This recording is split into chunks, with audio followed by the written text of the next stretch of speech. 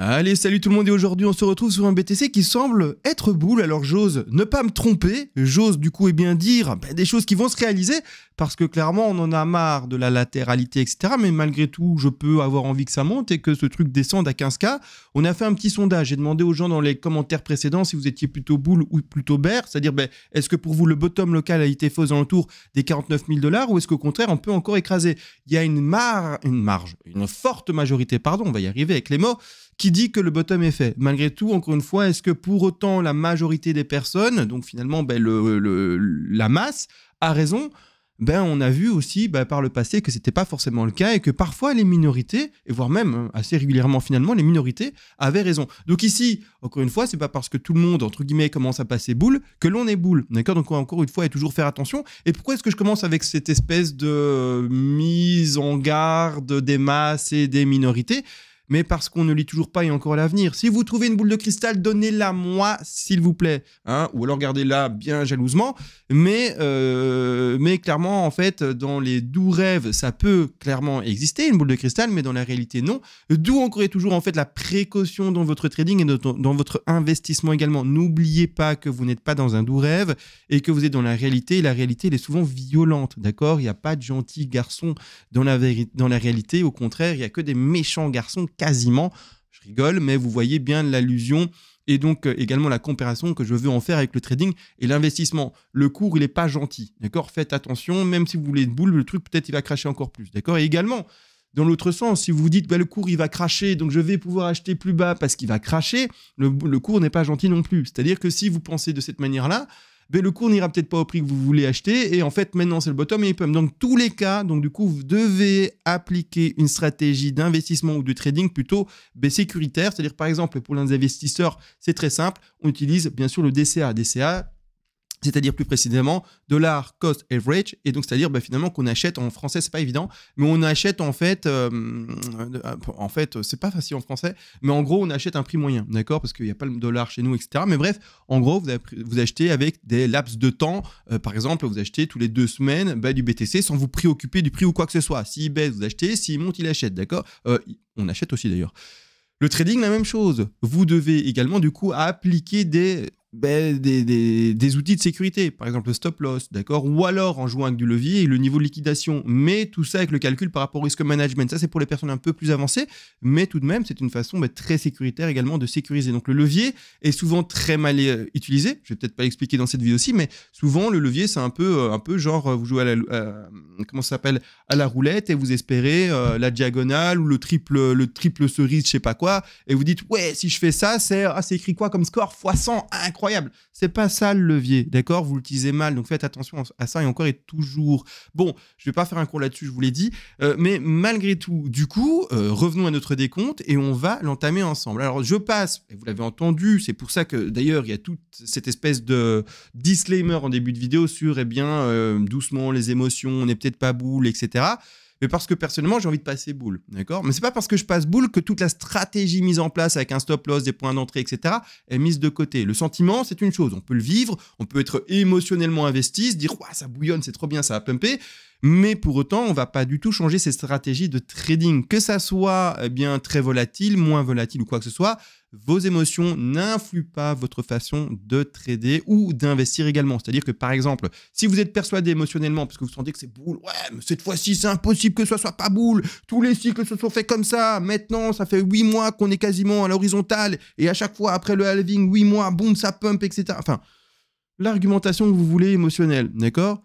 Et du coup, vous vous dites, je vais acheter maintenant à 100% à 64 000 $ avec mes 10 000 € d'investissement que j'avais prévu. Non, parce que maintenant, tu vas acheter avec tes 10 000 €. J'ai donné un chiffre au hasard d'investissement capital, hein, d'accord? Tu vas acheter là et t'espères que ça peut pumper. Malheureusement, qu'est-ce qui se passe? T'achètes le top et blam, et on va à 30K, on va à 25K, on y va encore plus fort et on va à 10K, hein, d'accord? Bien sûr, c'est un scénario, mais tout ce propos pour vous dire, fais attention. Tu ne sais pas lire l'avenir et comme je l'ai dit, tu n'as pas la boule de cristal. Donc maintenant que tout ce disclaimer est dit et fait bien sûr, let's go. D'accord, on va analyser tout ça.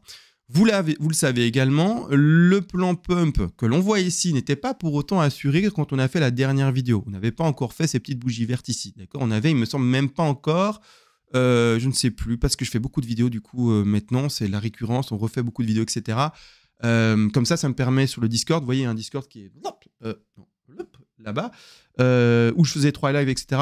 Mais du coup, comme maintenant je fais plus d'analyse BTC sur YouTube, bah, du coup sur Discord, je vais faire beaucoup plus d'analyse altcoins que ce que je faisais précédemment dans les 3 lives proposés, etc. Donc voilà, ça me permet du coup de donner plus de temps aux altcoins sur le Discord et plus de temps du coup pour le BTC sur YouTube, d'accord? Comme ça, tout le monde s'y retrouve, bien entendu. Donc ça, bon, excusez-moi, petit aparté pour expliquer pourquoi je fais plus de vidéos sur le BTC sur YouTube, bien sûr, parce qu'il faut que les gens qui soient sur le Discord, service payant, s'y retrouvent, d'accord? Qu'ils aient tout, ils soient contents, hein, d'accord? Donc c'est normal.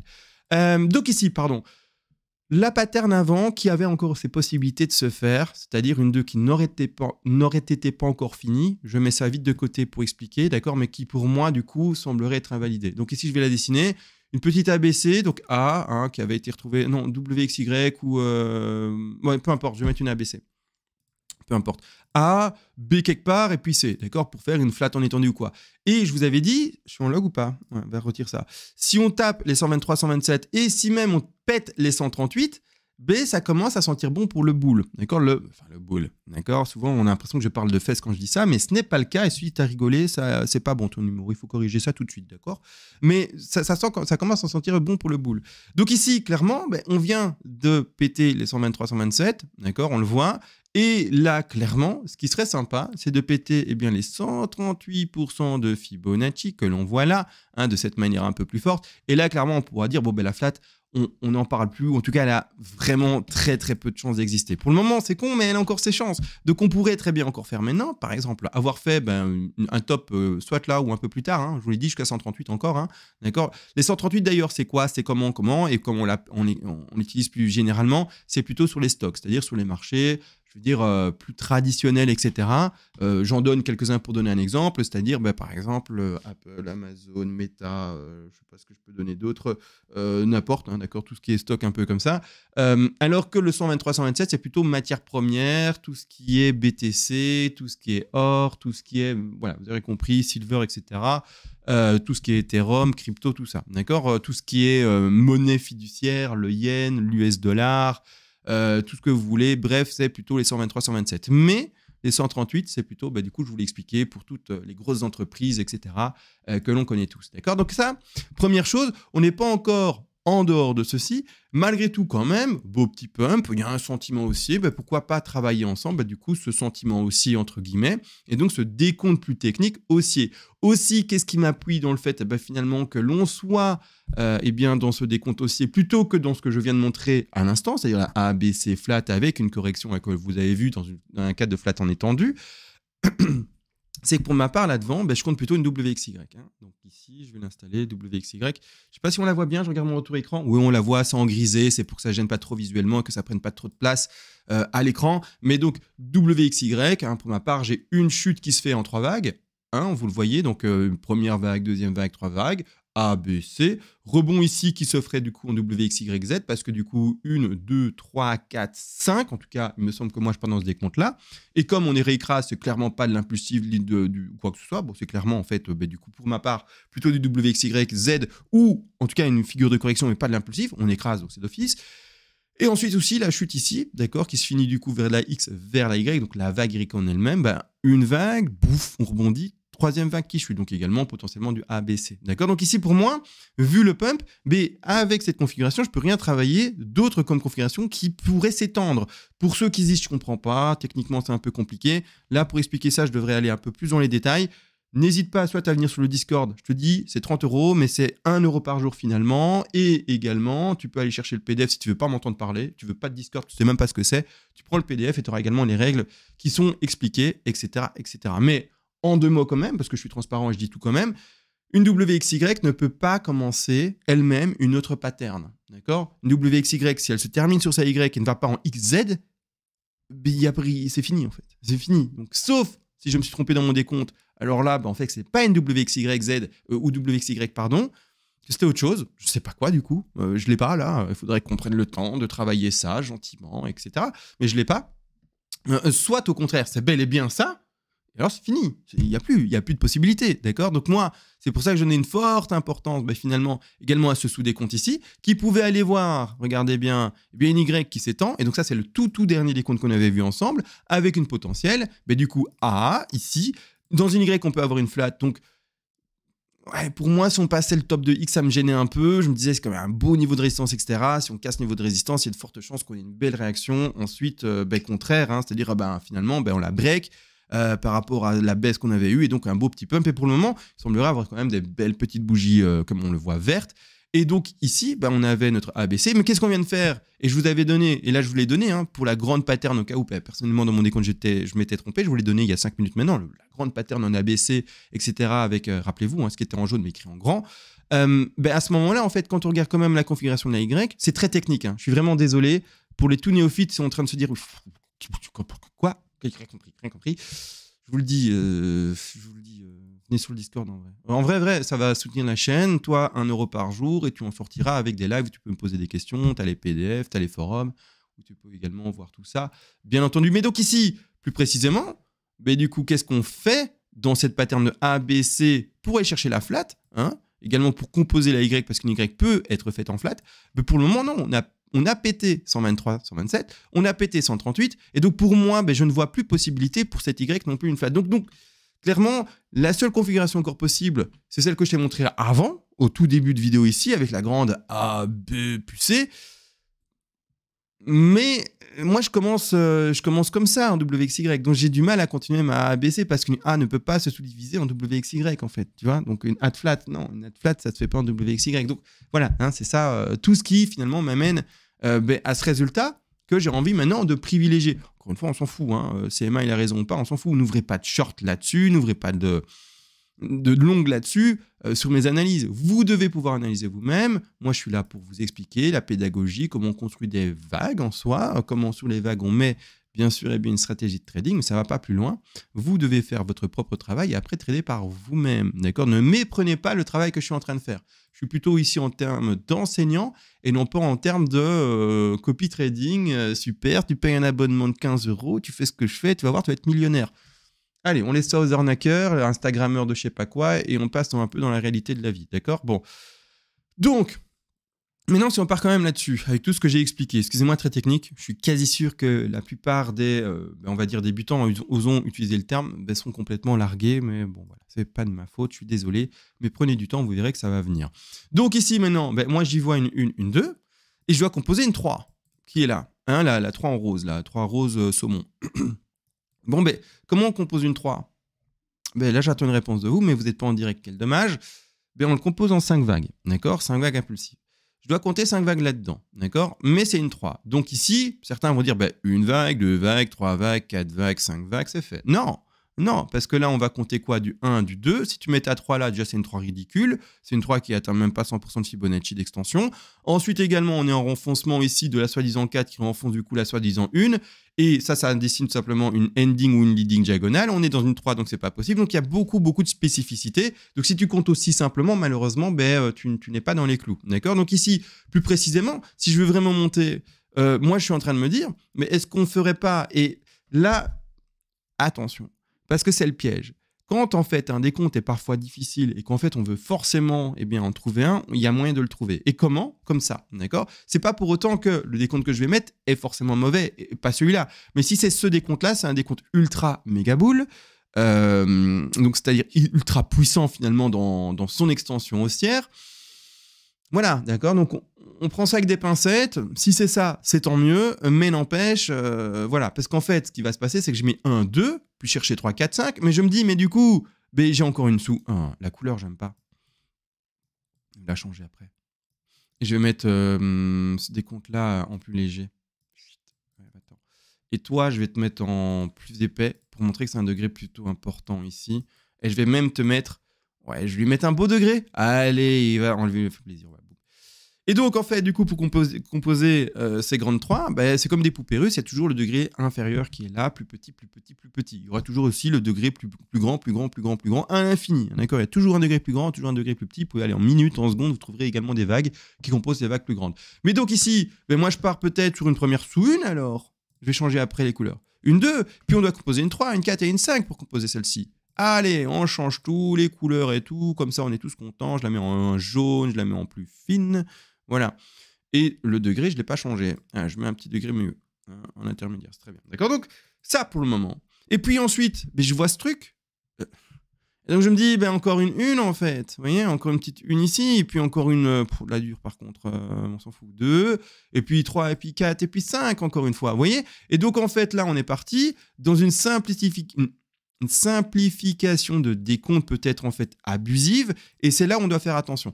Si c'est ce décompte-là, et qu'on commence en 1, 2, 1, 2, 1, 2, pouf, là on est parti. Ok, là on s'emballe, ça y est, la fusée démarre, c'est trop bien, c'est ouf. Mais donc, on fait attention parce que ça, c'est ce piège. D'accord, c'est ce piège, c'est que c'est le décompte facilitant, c'est le décompte trop facile. Si en fait, on n'arrive pas à décompter le début, etc., en fait, du coup, 1, 2, 1, 2, 1, 2, tant qu'on n'écrase pas la racine d'avant, ou en tout cas le bas de la 2 précédente, du coup, c'est go, go, go, go, go, go. Ok, ça me fait penser à Go, Go, Gadget, mais... donc non, c'est pas go, go, go. On fait attention. Ce décompte-là, si c'est celui-là, mon Dieu, mais trop bien, alors là, on va vraiment très haut. Par contre, si ce n'est pas celui-ci... on peut du coup se retrouver peut-être dans un décompte que je n'ai pas personnellement identifié, hein, donc c'est-à-dire la flat par exemple, hein, donc la A ici, la B là-bas, hein, comme je vous ai montré, et puis la C, je vais mettre ça en évidence maintenant. Et pourquoi est-ce que j'explique tout ça? Parce que j'espère que ça soit ça. Bien sûr, j'espère que ça monte le bazar. J'espère. Mais tout ça pour dire, techniquement du coup, quand on sait que du coup ce sont souvent ces genres de décomptes qui sont facilitants et donc faciles à adapter, à ce moment-là, on va se dire, tiens, je prends encore toutes mes précautions parce que vis-à-vis de ce qui est en train de se décompter maintenant, j'essaie de trouver un degré qui va me plaire. Oh, il est beau celui-là, magnifique. Vis-à-vis du décompte ici qui a l'air assez facilitant, qui a l'air assez, un peu passe-partout, on va dire ça comme ça. En gros, je suis quasi sûr qu'on a tous le même décompte pour le début. Quasi, hein, d'accord, quasiment. Il est vraiment facile à démarrer, du 1, 2, 1, 2, 1, 2. Là, c'est maintenant qu'il faut faire attention. Hein, c'est là qu'il faut faire attention. Au contraire, c'est pas net en fait. Vous voyez, c'est pas net. C'est trop. Parce qu'on ne trouve pas, alors on met de nouveau une 2, une 2, une 2. Je me répète beaucoup, mais c'est vraiment ça le souci du problème là en fait. Le souci du problème, incroyable. Mais la phrase, vous voulez apprendre le français, vous êtes à la bonne école. Hein. Ouh, c'est ma école, c'est incroyable pour le français. Mais là, en fait, je mets toute l'attention sur ce niveau de résistance actuel. Sur le fait que moi, je me suis peut-être trompé sur le décompte ici devant, et que ça, en fait, c'est peut-être pas le début d'une impulsive, et que là, c'est con, mais on est sur le niveau de résistance. Là, et alors, je vais vous expliquer, du coup, qu'est-ce qu'on en ressort de tout ça, hein, 123, 123, 127, 138 même, on est sur un très beau niveau de résistance. Qu'est-ce qu'on en ressort de tout ça? C'est que du coup, vous le savez, pour le bas de 2 potentiel par rapport à ce top 1 là, je vais le mettre en plus évident, en plus grand maintenant. Et allez hop, on le voit que dalle. Je dis que je le mets en plus grand, mais on voit vraiment rien. Je vais le mettre en énorme. Là, on ne pourra pas le louper. Je l'ai mis en énorme, mais on loupe quand même, je trouve. Allez, ma 2. La zone d'achat d'une 2 statistique, c'est quoi? Alors, je ne vous lâche pas avec ça. On n'a pas encore assez pumpé assez fort. On n'a pas encore assez cassé le niveau de résistance supérieur en termes de retracement de Fibonacci pour que je vous lâche avec ça. D'accord? Donc, et c'est pas que je vous lâche avec ça. C'est que vous devez, je dois également, faire attention dans les dispositions de trading par rapport à ces niveaux qui ne sont pas encore cassés. Et donc, je ne vais pas déplacer trop vite mon stop loss vers le haut si je suis rentré en trade, d'accord? Et surtout aussi, si je ne suis pas rentré en trade, je ne vais surtout pas retirer mes positions qui ont été préouvertes, c'est-à-dire mes ordres qui ont été placés, aux alentours des 55 827 $ et aux alentours également des 54 261,8 $. 54 261 $, étant donné que on a fait l'exercice ensemble, le retracement qu'a fait pour le moment le Bitcoin depuis le top 1 à sa racine là, j'espère que vous voyez bien à l'écran, oui ça va, vous voyez bien, c'est cool, ça tombe pas dans la publicité là-bas en bas à gauche, et que je me mets bien, correctement, avec le rectangle ici, voilà c'est mieux, mais vous voyez bien, et je zoome, on doit faire attention à quoi? À ce bet mesh ici, d'accord? Donc ça, c'est vraiment le bottom local précédent, hein, dans la time frame dans laquelle on s'exprime. On ne touche pas les 50% de Fibonacci, qui représente donc la borne, hein, ici la box qui est verte, 73% des cas d'une 2 qui finit là-dedans. Pour le moment, la 2 n'est pas, toujours pas. Donc, les ordres, d'accord? Si vous n'êtes pas rentré en trade, par exemple, et que ces ordres-là ne sont pas pris, mais il faut toujours les garder pour le moment. Ils sont toujours pas à les zigouiller. Il faut les garder. On est encore peut-être dans une 2, d'accord? Donc là, on les garde. Ceux qui sont rentrés avec un palier plus précoce, Par exemple, sur les 38,2, je le simule ici, j'ai pas regardé précisément, mais je le mets précisément quand même, comme ça on est d'accord techniquement et qu'on est un peu, un peu droit dans ses explications. Hein, donc voilà, le 38,2, c'est là.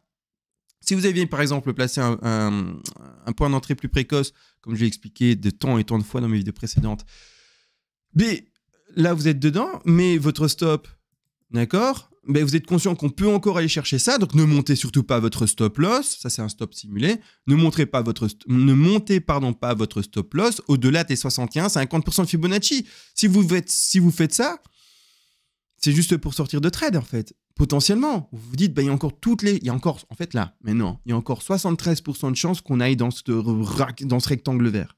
Il y a encore là maintenant, statistiquement, 73% qu'on y aille. On n'a toujours pas cassé les niveaux d'invalidation du fait qu'on soit encore dans une 2. Si on avait pété plus haut, on dirait la 2, elle a de fortes chances d'être finie. Pour le moment, on a tellement peu pumpé vers le haut, en termes de résistance, hein, en termes de résistance par rapport au retracement, que ça, la stat, dit encore, on a 3 chances sur 4 de tomber dans ce rectangle vert là-bas en bas où j'ai mis ma souris. C'est ça, hein, la réalité. Donc, je veux bien, hein, the moon, the moon, the moon. Et c'est trop bien si ça the moon, parce que tous nos investissements spot, c'est beau, ça prend de la couleur. Mais pour le moment, en termes de trading, on ne se fait pas avoir par le piège possible qui est en train de se mettre devant nos yeux.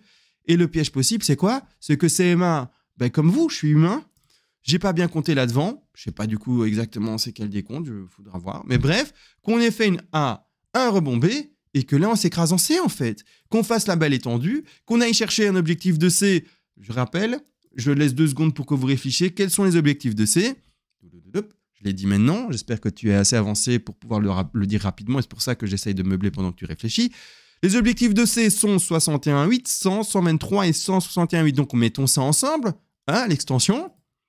Et donc on va retrouver ici, je suis bien, ouais, par rapport au top là, on va retrouver, mort de rire, d'ailleurs on va retrouver un 161,8 qui corrèle parfaitement avec le bas de la box qui est ici, qui correspond au 61,8% de Fibonacci de retracement de la 2. Donc moi quand je vois ça, je n'ai pas du tout envie de passer agressif en mode ça y est, stop profit, stop loss déplacé très haut. J'ai peut-être parlé trop vite en termes de stop profit.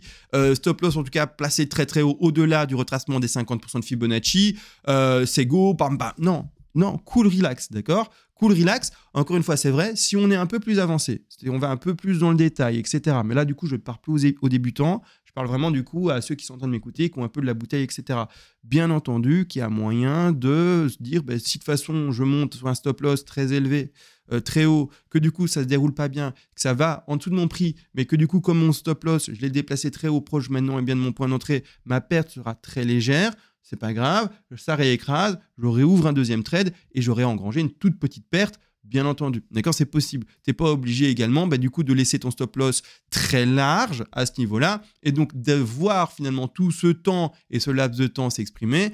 Je veux dire, tu fais en fait ce que tu veux. Tu peux t'y retrouver avec un stop loss qui est déplacé très haut, d'accord. Le cours qui va chercher ton stop t'en ressort et puis tu rachètes plus bas, d'accord. Mais ça, c'est parce que tu as avancé et donc pour moi, il n'y a pas trop de gêne. Mais il faut comprendre une chose, et c'est là où je veux en venir, c'est que de déjà réussir un trade qui prend correctement, c'est une réussite réelle. D'accord? C'est pas un coup de chance, j'espère pas, hein, j'espère qu'il y a un peu de compétence derrière, mais c'est déjà un exploit d'avoir déjà réussi à ouvrir un trade qui va dans le bon sens. D'accord? C'est con, mais soit ça descend, soit ça baisse, donc on va dire entre guillemets, pile ou face, à 50% que ça monte ou 50% que ça baisse. Simplifié à fond, hein. On ne parle pas des supports, résistance, tout ce que tu veux, mais objectivement, en gros, le cours, soit il monte, soit il descend. Donc, tu as déjà eu une chance sur 2 d'avoir un trade où le cours va plutôt dans le bon sens. D'accord? Donc, garde-le, quoi, en tant que débutant. D'accord? Après, malheureusement, si tu commences, en fait, à trop vite manipuler tes stops, donc à vite sortir de trade, etc. à chaque fois, mais en fait, finalement, je crois que tu vas t'y perdre à force. Donc, laisse le temps déjà d'intégrer le trade que tu as pris, d'essayer de le comprendre et surtout quelle logique il y aura à déplacer tel outil ou tel outil. Est-ce que je le déplace plus haut mon stop loss pour que ça reste quand même un stop loss pour diminuer mon exposition et ma perte, ou est-ce que je le déplace en termes de stop profit déjà? Pourquoi est-ce que je peux déjà déplacer ce stop loss jusqu'à ce niveau plus haut, sous quel argument, etc. Et si je veux me le faire prendre, oui, et pourquoi? Et donc, où est-ce que si je me le fais prendre, je vais racheter plus bas? D'accord? Mais Oui, bon, ça c'est un peu du blabla et de la masturbation intellectuelle, clairement, j'ai l'impression, hein, là c'est parti, CMA, hein, d'accord. Mais autrement, voilà, en gros, il n'y a jamais une mauvaise façon de faire, c'est ça que je suis en train d'expliquer, mais il y a peut-être une meilleure façon de faire pour des personnes qui sont en apprentissage et une autre façon de faire qui peut être plus dynamique, hein, d'accord, dans la proposition, mais qui lui sera plus vraiment pour des personnes en apprentissage, mais plutôt pour des personnes qui ont de l'expérience, de la bouteille, comme je le disais, c'est-à-dire une certaine sagesse sur le cours et qui ne se font plus avoir, mais émotionnellement, etc., etc. D'accord? C'est vraiment pour laisser le temps aux gens de souffler. Tu as un trade qui marche, tu essayes de le tenir le plus longtemps, d'être le moins agressif sur ton stop pour pouvoir juste assimiler ce qui se passe, pour pouvoir juste comprendre, d'accord? C'est un peu la même chose, imaginons, ben oui, là, tu apprends à rouler, en voiture, donc c'est bien, d'accord. Je te mets une petite Peugeot 206, allez, on apprend à enclencher l'embrayage. Pourquoi t'as bloqué, c'est pas grave, on reprend. Pourquoi t'as bloqué, c'est pas grave, on reprend, d'accord. Ça va. Par contre, si je te mets dans F1, dans une F1, tu vas regarder comment ce que ça se passe, tu vas pas comprendre, et en fait, tu vas dire, ben, comment je démarre la F1. Pour démarrer une F1, tu sais pas la démarrer tout seul, il faut une équipe. Le moteur d'une F1, d'une Formule 1 ne démarre pas avec une clé et un embrayage et la première vitesse qui passe. Il faut une équipe pour lancer le moteur. Donc ça, si je te l'explique pas, tu le sais pas, d'accord? Bon, peut-être que c'est que sont la voiture un peu passionnés sont au courant, mais autrement, tu ne le sais pas. Et c'est la même chose ici. Tous les outils, etc., il faut l'assimiler, l'apprendre, et donc prends du temps. Tu vas pas commencer à apprendre à rouler sur une Formule 1. Juste déjà démarrer, tu sais pas le faire. Juste ça, tu sais pas le faire. Il n'y a pas de clé à tourner. Et puis, embrayage, première, et on y va. Et on accélère. Ah, ça marche pas. Ça marche pas. D'accord? Ça marche pas. Bon. Tout ça pour dire ne te jette pas dans le bain. D'accord? Trop vite et prends le temps. Donc, il y a un beau décompte aussi, mais pour le moment, il y a encore surtout ce warning. D'accord? Donc, qu'est-ce que je vais mettre comme miniature? J'en sais rien, mais surtout, il y a ce warning. Aussi, les gars, j'ai ouvert une chaîne de muscu. Ça y est, c'est parti. CMA reprend le sport. C'est un truc de fou. Les liens sont dans les commentaires. Il y aura écrit chaîne muscu et le lien. Et ceux qui sont curieux, vous pouvez aller voir, bien entendu. Sinon, je réfléchis. Non, c'est bon. Écoutez, j'ai mis le warning. Le décompte qui est facilitant ici, mais j'ai pas forcément envie de le laisser, en fait, parce qu'il est trop facilitant. Si c'est celui-là, ben, c'est trop bien. On va to the moon alors. Mais au contraire, moi, je ferai un peu attention à ce qui se passe. Hein. Grossièrement, je ferai quand même un peu attention. Comme ça, vous êtes au courant. Je fais des bisous. Mettez des likes, mettez des cœurs, mettez tout ce que vous voulez partout. D'accord? On se retrouve du coup à la prochaine le plus vite possible. Et sur ce, ciao.